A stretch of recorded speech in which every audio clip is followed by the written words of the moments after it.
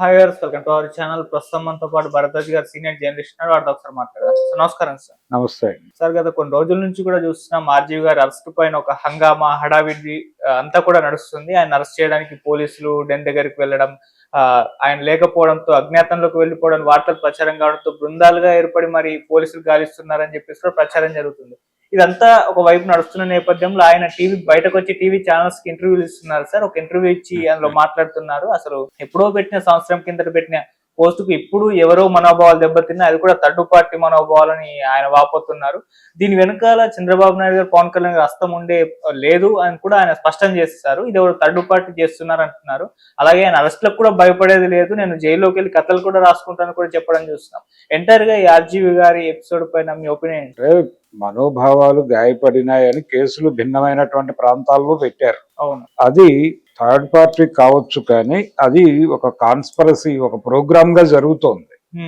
ఈ program designed by Telugu Desam party వ్యూహాత్మకంగా ఈ మధ్య కాలంలో చాలా మందికి నోటీసులు పంపించటం. నిన్న ఒక మాజీ పోలీస్ ఆఫీసర్ని అరెస్ట్ చేసి ఆయన్ని జైలుకు పంపించారు విజయవంతంగా.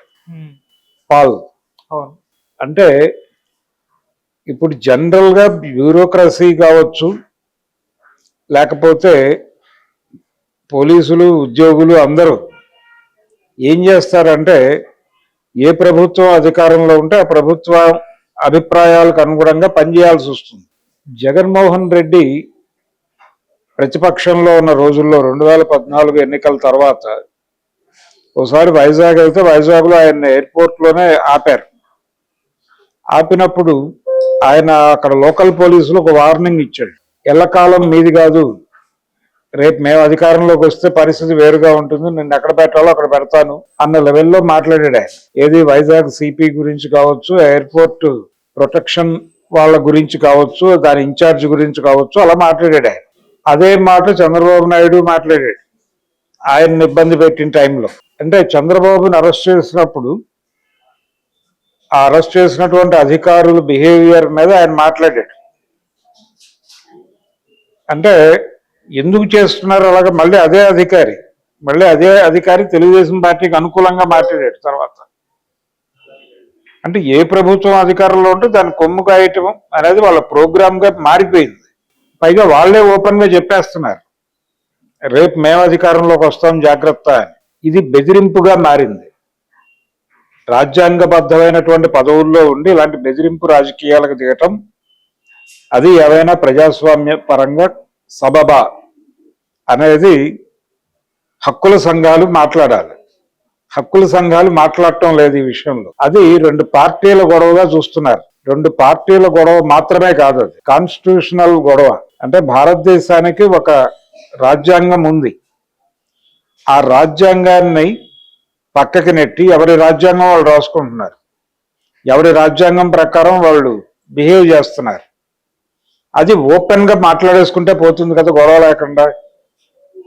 అలాగే మీరు వాంటెడ్ గా వాళ్ళందరినీ అరెస్ట్ చేయాలి అనుకుంటే, లేదు వాళ్ళ అధికారంలోకి వస్తే వీళ్ళని అరెస్ట్ చేయాలి అనుకుంటే, ఇది ఒక కార్యక్రమంగా మారిపోయిన సందర్భం కనిపిస్తుంది.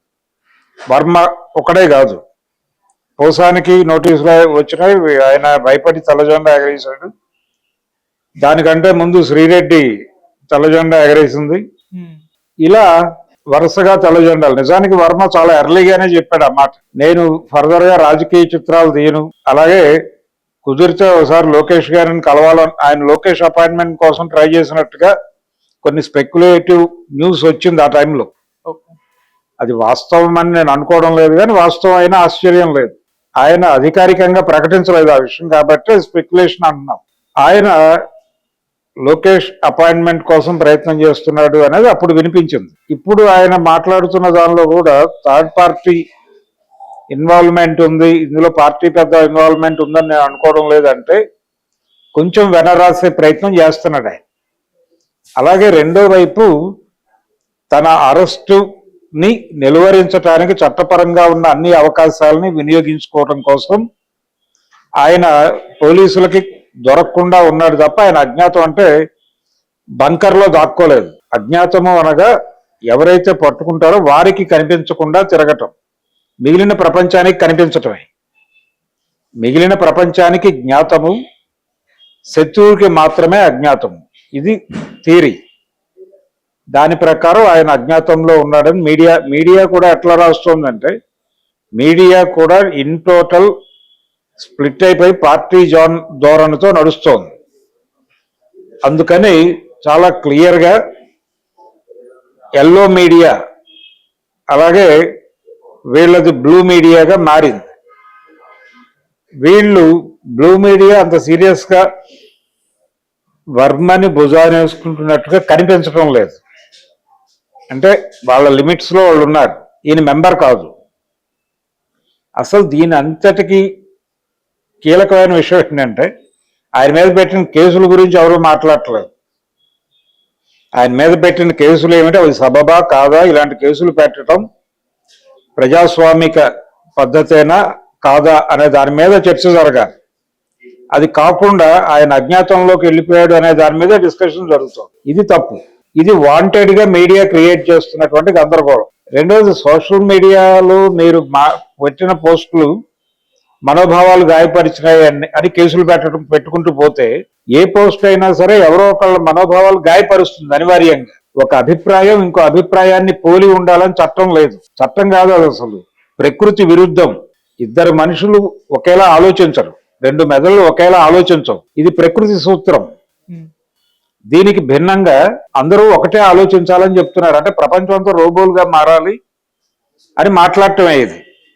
అంటే మీరు ఓపెన్ గా మాట్లాడితే కేసులు పెడతామంటే అభిప్రాయాలని ఖండించండి, చర్చ జరగనివ్వండి. చైర్మన్ మావో అన్నట్టు 100 పూలు వికసించని 1000 ఆలోచనలు సంఘర్షించని అన్నాడు ఆయన. సంఘర్షించండి, మీకేమనిపిస్తే అది రాయండి, దాని మీద చర్చిద్దాం అని ప్రభుత్వం మీద మీరు దాడి చేయమని ప్రజలకు పిలుపునిచ్చాడు ఆయన.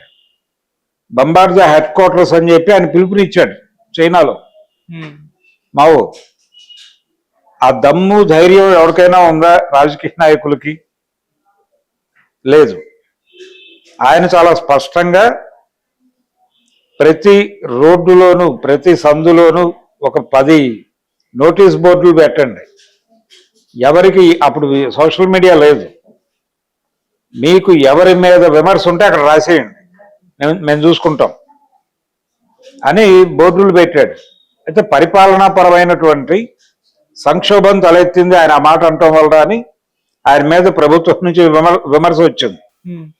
అంటే మంత్రి కావచ్చు ఎవరైనా కావచ్చు వాడి మీద విమర్శ రాజేస్తే ముందు వాటిని విచారణలో పెట్టండి అన్నాడు. ఇది రాజ్యాంగపరమైన సంక్షోభాన్ని క్రియేట్ చేస్తోంది అని అక్కడ డెంగ్ సియాఓపింగ్ లాంటి వాళ్ళు మాట్లాడారు ఆ రోజుల్లో. అంత అక్కర్లేదు. కానీ ఇక్కడ ప్రస్తుతం తెలుగు రాష్ట్రాల్లో పర్టికులర్గా ఆంధ్రప్రదేశ్ నుంచి ఇది తెలంగాణకు కూడా పాకింది. ఇక్కడ కూడా కేసులు పెడతాం, అరెస్టులు చేస్తాం అనే మాటలు మాట్లాడుతున్నారు. కేటీఆర్ ఏ క్షణమైనా అరెస్ట్ అవ్వచ్చు అనేటువంటి ఒక వాతావరణం కల్పించారు. అక్కడ ఎవరు అరెస్ట్ అవుతారో తెలియదు, ఎవరి మీద నోటీసులు వస్తాయో తెలియదు, ఎవరి మీద కోర్టు కేసులు పెడతారో తెలియదు. ఆ కోర్టు కేసులు పెట్టిన తర్వాత వాళ్ళు సరెండర్ అవ్వటమే.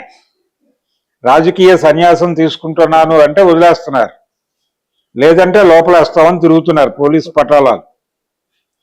తెల్ల జెండా ఎగరేసిన పోసాని ఇప్పుడు వాళ్ళకి ఇష్యూ కాదు. ఇంకా తెల్ల జెండా ఎగరేయలేదు అనుకుంటున్నటువంటి వర్మ టార్గెట్. నిజానికి వర్మ మాట్లాడింది కానీ ఆయన తీసిన సినిమాలో కానీ ఏమీ తప్పు ఉందని నేను అనుకోవడం లేదు. ఎందుకు అనుకోవడం లేదంటే, పప్పు అని ఆయన అనలేదు, ఆయన క్రియేషన్ కాదు పప్పు అనేది. లొకేషన్ పప్పు అని అనమని అనేలాగా చేయాలని, ఆయన పప్పు అనే బ్రాండ్ చేయాలని, అలాగే రాహుల్ గాంధీని పప్పు అని బ్రాండ్ చేయాలని కొన్ని రాజకీయ పార్టీలు కోట్ల రూపాయలు ఖర్చు పెట్టినాయి. కోట్ల రూపాయలు ఖర్చు పెట్టి ట్రోలర్స్ ని పోషించి జీతాలు ఇచ్చి వాళ్ళ ద్వారా ప్రమోట్ చేసినటువంటి ఒక అభిప్రాయాన్ని తన సినిమాలో వాడాడు ఆయన. అది తప్ప ఎలా అవుతుంది? నువ్వు ట్రోల్ సైన్యం మెయింటైన్ చేసిన పార్టీలు ఏమిటి? ఈ రోజున కూటమిలో భాగస్వామిగా ఉన్న భారతీయ జనతా పార్టీ రాహుల్ గాంధీని పప్పు అనటం కోసం ట్రోలర్స్ మీద కోట్ల రూపాయలు ఖర్చు పెట్టిందా లేదా? అది చెప్పమనండి చంద్రబాబుని కానీ లోకేష్ని కానీ. వీళ్ళు పర్సనల్ కాన్స్టిట్యూషన్ ని అమలు చేసే ప్రయత్నం చేస్తున్నారు, అంబేద్కర్ రాసిన రాజ్యాంగాన్ని తొంగలో తొక్కి. నిజానికి ఈ నడుస్తున్న పరిస్థితి చూస్తే ఆంధ్రప్రదేశ్లో 2 జైళ్లు ఉండాలి. వైఎస్ఆర్సిపి జైలు అని ఒకటి, తెలుగుదేశం జైలు అని ఒకటి. తెలుగుదేశం గెలిస్తే వైఎస్ఆర్సిపి టోటల్గా అధికారికంగా ఆ పార్టీ మెంబర్షిప్ ఏంటనేది రికార్డు ఉంటుంది. టోటల్గా అక్కడ నేమ్ ప్లేట్స్తో సహా రూమ్స్ ఉండాలి. వైఎస్ఆర్సిపి ఇన్ టోటల్ వెళ్ళిపోయి స్వచ్ఛందంగా జైల్లోకి వెళ్ళిపోవాలి. అందులో ఎవరైనా ఎమ్మెల్యేలు ఉంటే వాళ్ళని అసెంబ్లీ సెషన్ జరుగుతున్నప్పుడు ఒక వ్యాన్ వచ్చి తీసుకెళ్లి దింపేస్తారు. 5 ఏళ్ల తర్వాత ఆ పార్టీ తిరిగి అధికారంలోకి వస్తే జైల్లోంచి బయటకు వస్తారు. అప్పుడు ఓడిపోయిన పార్టీ ఏదైతే ఉందో దాని జైల్లోకి అది స్వచ్ఛందంగా వెళ్ళిపోతుంది. టీడీపీ ఒకవేళ టీడీపీ మళ్ళీ గెలిస్తే పవన్ కళ్యాణ్ అన్నట్టు చంద్రబాబు నాయుడు 10 ఏళ్ళు అధికారం వహించాలి అన్నాడు కదా. సో నెక్స్ట్ ఎలక్షన్ లో కూడా తెలుగుదేశం గెలిస్తే వైఎస్ఆర్సీపీ కంటిన్యూస్ గా వైఎస్ఆర్సీపీ జైల్లో ఉంటుంది. బయట డిస్టర్బెన్స్ ఉండదు. అది చేయాలి. ఇలాంటి కండిషన్, ఇలాంటి ఆలోచనలకి ప్రాతిపదిక కల్పిస్తున్నారు వీళ్ళ ఆచరణల ద్వారా. దీన్ని సీరియస్ గా పౌర హక్కుల సంఘాలు పట్టించుకుని ప్రభుత్వాలు చేస్తున్నటువంటి ఈ విపరీత ధోరణులు. ఎమర్జెన్సీలో ఇందిరాగాంధీ గారు మొదట ఈ నాసా మీసా లాంటి యాక్టులు పట్టుకొచ్చి నేషనల్ సెక్యూరిటీ కోసం అని చెప్పి, జాతీయ భద్రత కోసం అని చెప్పి, రెండోదేమో మీసా అంటేనేమో మెయింటెనెన్స్ ఆఫ్ ఇంటర్నల్ సెక్యూరిటీ అని, దేశ అంతర్గత భద్రతను కాపాడటం కోసం ఒక చట్టం. ఇలా చట్టాలు నాసా మీసా అని చేసి మొదట్లో కొంతమందిని జెన్యూన్ వాళ్ళని ఒక 4-5 అరెస్టులు చేసి ఆ తర్వాత మొత్తం దేశంలో ఉన్న కవులు, కళాకారులు ఇన్ టోటల్ అందరినీ తీసుకెళ్లి జైలు నింపారు. రాచకొండ విశ్వనాథ శాస్త్రి లాంటి రైటర్ జైల్లోకి వెళ్ళి కూర్చున్నాడు వైజాగ్ జైల్లో. ఆయన అండర్టేకింగ్ రాసిస్తే వదిలేరు ఆయన. త్రిపురనేని మధుసూదన్ రావు జైలుకి వెళ్ళాడు ఆ రోజున. కేవీ రమణారెడ్డి గారు, ఆయన జవహర్ భారతి లెక్చరర్, రైటర్, ఆయన జైల్లోకి వెళ్ళాడు. ఆయన జైలు అనుభవాలు డిటెన్యూ డైరీ అని రాశాడు ఆయన. ఆ పుస్తకం ఇప్పటికీ మార్కెట్లో అవైలబుల్. ఆయన ప్రజాస్వామికవాది కేవీ రమణారెడ్డి గారు. ఆయన్ని తీసుకెళ్లి జైల్లో పెట్టారు. దాదాపు 16 నెలలు 18 నెలలు అంత ఉన్నాడు ఆయన. ఇలాంటి పరిస్థితి. కాబట్టి ప్రజాస్వామ్యము అనేది ఆంధ్రప్రదేశ్లో వాళ్ళకు అనుకూలంగా మార్చుకుంటున్నారు. నిజానికి వీళ్ళు కక్ష సాధింపు చర్యల ప్రభుత్వం జగన్మోహన్ రెడ్డిది అని మాట్లాడారు ఆ రోజున. ఇప్పుడు వీళ్ళు చేస్తోంది అదే. అంటే మీ ఎడం చేయి తీస్తే మా పొరచేయి పెడతాం అన్నట్టుగా తయారైంది. వాళ్ళు కక్ష సాధింపు చర్యలు చేయడం తప్పే. జగన్మోహన్ రెడ్డి ప్రభుత్వం అయినా, జగన్మోహన్ రెడ్డి ప్రభుత్వం చేసింది కాబట్టి మేము చేస్తాం, ఇదేమిటి అని అడిగితే మీరు చేసింది ఏమిటి అని ప్రశ్నిస్తాం. ఇది ప్రోగ్రామ్ గా టీడీపీ అనుకుంటోంది. అంటే అవతల వాడు చేసిన విమర్శకు సమాధానం చెప్పకుండా నువ్వు చేసింది ఏమిటి అని ప్రశ్నించడం ద్వారా ఆ ప్రశ్నని చంపేయాలని చూస్తున్నారు. ఇది బుల్డోజ్ చేయటం అంటే. ఈ బుల్డోజింగ్ రాజ్యాంగాన్ని బుల్డోజ్ చేస్తున్నారు చాలా స్పష్టంగా. అందుకని సీరియస్ గా దీని మీద పౌర హక్కుల సంఘాలు నిలబడి ప్రభుత్వాలని నిలదీయాల్సినటువంటి అవసరం ఉంది. తద్వారా జగన్మోహన్ రెడ్డి ప్రభుత్వం చేసిన తప్పిదాలను కూడా ప్రపంచం దృష్టికి తీసుకురావచ్చు. తప్పేం లేదు దానిలో. రెండోది, మెయిన్ స్ట్రీమ్ మీడియా అనే పేరుతో ఆల్రెడీ కొనుగోలు చేసేసారు కాబట్టి సోషల్ మీడియా మీద కేసులు పెడుతున్నారు. సోషల్ మీడియాలో పోస్టులు పెట్టకుండా చేయొచ్చు. అంటే మీరు ప్రభుత్వ వ్యతిరేక అభిప్రాయం రాస్తే అది పోస్ట్ అవ్వకూడదు. అట్లా టూల్స్ డిజైన్ చేయొచ్చు. ఆ డిజైన్ చేయమని గూగుల్లో అడిగే ధైర్యం వీళ్ళకి లేదు. ఎందుకంటే సోషల్ మీడియా వెనకాల ఒక మార్కెటింగ్ వ్యూహం ఉంది. ఆ ఏరియాకి వెళ్తే వరల్డ్ బ్యాంక్ నుంచి తాకీదులు వస్తాయి వీళ్ళకి. వాళ్ళ తాబేదారులుగా బతుకుతున్నారు ఈ ముఖ్యమంత్రులు, ప్రధానమంత్రులు ఇన్ టోటల్. అందుకని అక్కడికి వెళ్ళి మాట్లాడరు. ఎవడన్నా మాట్లాడితే వీడి చట్టం ప్రకారం కేసులు పెట్టి లోపలేస్తారు. అందుకని ప్రత్యేక చట్టం తెస్తానంటున్నాడు చంద్రబాబు. ఇది కూడా అప్రజాస్వామికమే. ఆ రోజున ఇందిరాగాంధీ గారు నాసా మీసా పేరుతో జనాలను ఎలాగైతే వేధించిందో అలాంటి వేధింపులు చేయటం కోసమే ఆయన ఆ చట్టం తెస్తున్నాడు, నల్ల చట్టం. కాబట్టి దానికి వ్యతిరేకంగా కూడా ఉద్యమించాల్సిన అవసరం ఉంది ప్రజా సంఘాలకి. ఏది ఇర్రెస్పెక్టివ్ ఆఫ్ పార్టీస్.